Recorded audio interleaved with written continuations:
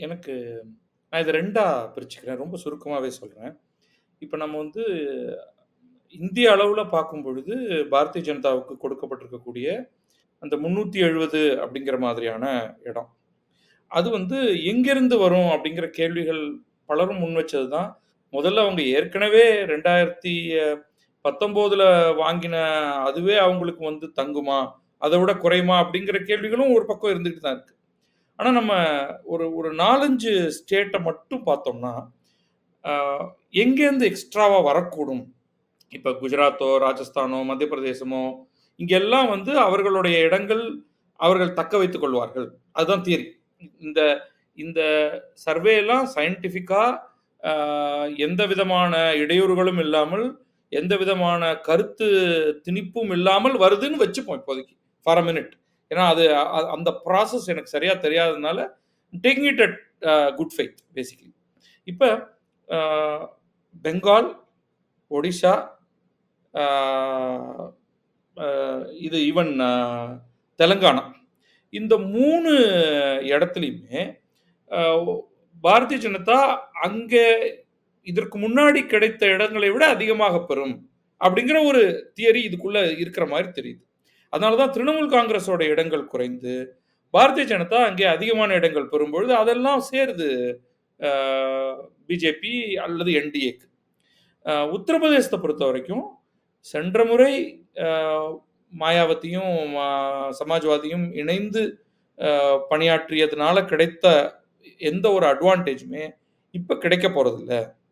அப்படிங்கிற மாதிரியான ஒரு பாயிண்ட் எனக்கு கிடைக்குது. அதனால தான் வந்து 78 70-10 அல்லது 68 அந்த மாரி இருந்ததிலிருந்து நகர்ந்து 70ங்கிறதுலேருந்து 78 வரைக்கும் வரலாம். அப்படிங்கிறது தான் வந்து வேறு சில கருத்து கணிப்புகளும் சொல்லுது. இது புதிய தலைமுறையோடது மட்டும் இல்ல. தெலுங்கானால அது 3 வே ஃபைட்டா மாறப்போகுது. ஏன்னா காங்கிரஸ் வந்து ரொம்ப வலுவாக ஆட்சிய பிடிச்சிருக்கு அங்க.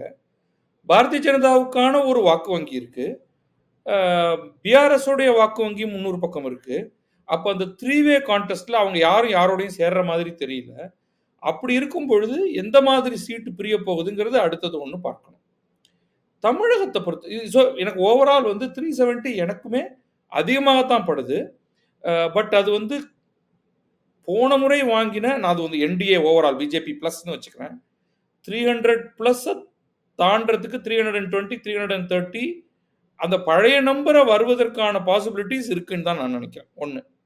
தமிழகத்த பொறுத்தவரைக்கும் உங்களுடைய 2 பாயிண்ட்ட நான் வந்து அ எடுத்துக்கணும்னு நினைக்கிறேன். 1 பாரதிய ஜனதாவுக்கு வாக்குகள் அதிகமாயிருக்கா? இல்லையா? போன அ சட்டமன்ற தேர்தல், நாடாளுமன்ற தேர்தல், அ உள் அ உள்ளாட்சி தேர்தல் அது எல்லாத்தையும் ஒப்பிடும் பொழுது.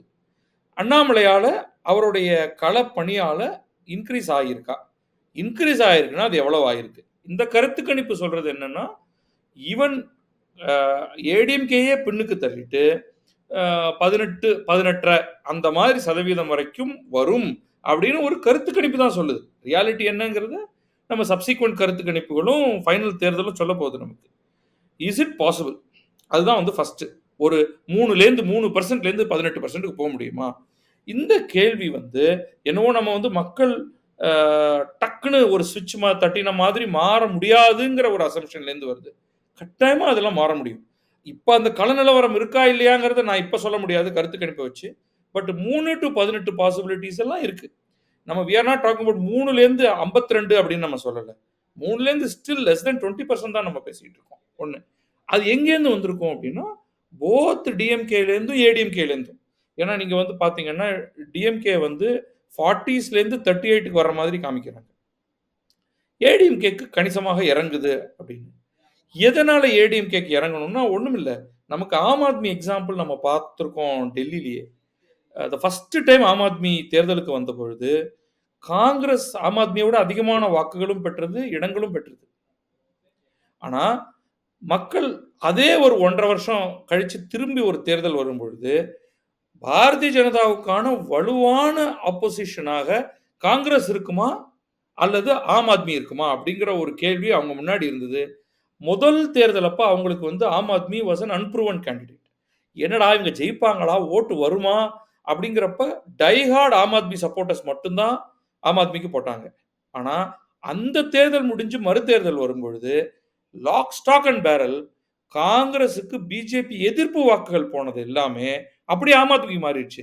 ஏன்னா இவங்க தான்ப்பா பெட்டர் ஆப்போசிஷன் டு பிஜேபி அப்படிங்கிற முடிவை மக்கள் எடுத்தாங்க.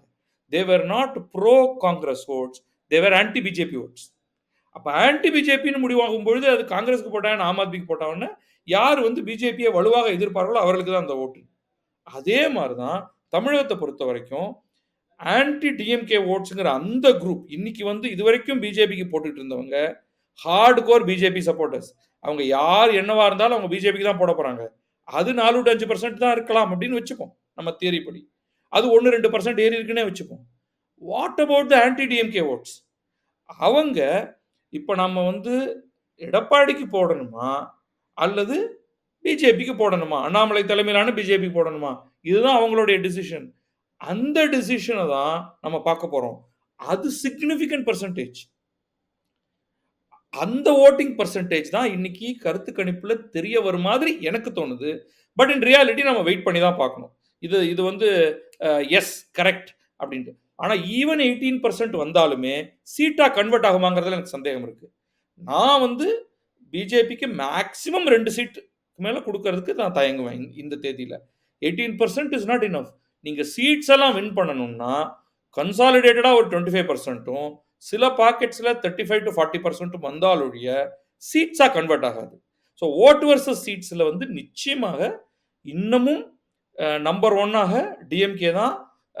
ஓட் பர்சன்டேஜ் குறைந்தாலும் கிட்டத்தட்ட ஸ்வீப் பொசிஷன்ல தான் டிஎம்கே இருக்கிற மாதிரி நான் நினைக்கிறேன். Anti incumbency with or without anti incumbency. இதுதான் என்னுடைய கருத்து. இது வந்து புதிய தலைமுறை உடைய ரிசல்ட்ஸை வந்து ஏற்றுக்கொள்ள முடியாது. ஏன்னா என்னுடைய மனசு சொல்றது வந்து வேற டேட்டா.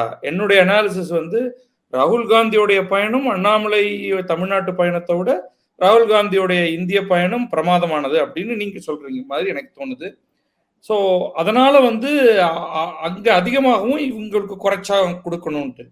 பட் ரிசல்ட் இந்த கருத்து கணிப்புங்கிறது அவங்க நியாயமா பண்ணாங்களா, அவங்களுடைய சாம்பிள் ஸ்பேஸ் என்ன, அந்த சாம்பிள் ஸ்பேஸ்ல இருக்கிறவங்க ஒரு ரெப்ரசன்டேட்டிவா அவங்களுடைய கருத்து என்ன. அப்ப நமக்கு வந்து இப்ப மற்ற எல்லாத்தையும் விட்டுட்டு இந்த சர்வே வந்து ஒரு ஃப்ராடுலண்ட் சர்வே அப்படிங்கிற மாதிரி தான் வந்து எஃபெக்டிவ்லி வந்து நிக்குது. அப்ப இதுக்கு மேல வந்து என்னுடைய கருத்து இது, உங்களுடைய கருத்து இதுன்னே பேச முடியாது. இந்த ரிசல்ட் அவங்க கொடுத்திருக்கிற ரிசல்ட் வந்து டாட்ஜி. அவங்க வந்து அதுல ஏதோ டிங்கர் பண்ணி இந்த மாதிரி ஒரு ரிசல்ட் வர்ற மாதிரி செட் பண்ணிட்டாங்கன்ட்டு. If that is the case நம்ம பேசி பிரயோஜனமே கிடையாது. மே மாசம் என்ன ரிசல்ட் வருதோ அங்கதான் நம்ம வந்து அதை பார்க்க முடியும். But I can see that நிச்சயமாக பாஜக வளர்ந்திருக்கிறது. உங்களாலையும் என்னாலையும் அது எவ்வளவு பர்சன்டேஜ்னு சொல்லவே முடியாது ஒரு எலெக்ஷன் நடந்தால் ஒழிய. பட் கிரவுண்ட்ல நம்ம பார்க்கிறது அவங்களுடைய வளர்ச்சியையும் அண்ணா திராவிட முன்னேற்ற கழகத்தோடைய வீழ்ச்சியையும். அது எவ்வளவு குறைஞ்சிருக்கு இவங்களுக்கு, எவ்வளவு அதிகமா இருக்கு அவங்களுக்குங்கிறது தான். அதே மாதிரி இந்தியா முழுக்க யார் யாரு எந்தெந்த இடத்துல ஆன்டி இன்கம்பன்சிங்கிறது எப்பவுமே இருக்குமா, 5 வருஷத்துக்கு அப்புறம் வருமா, 10 வருஷத்துக்கு அப்புறம் வருமா, 15 வருஷத்துக்கு அப்புறம் வருமா அப்படின்லாம் நம்ம சொல்லவே முடியாது. தனிப்பட்ட முறையில் இப்போ பிரியனுக்கோ இல்லை ஆர்கேக்கோ பாரதிய ஜனதா பிடிக்கலைன்னா பெரும்பான்மையான மக்களுக்கும் அப்படித்தானா அப்படிங்கிற கேள்வி கேட்கணும்.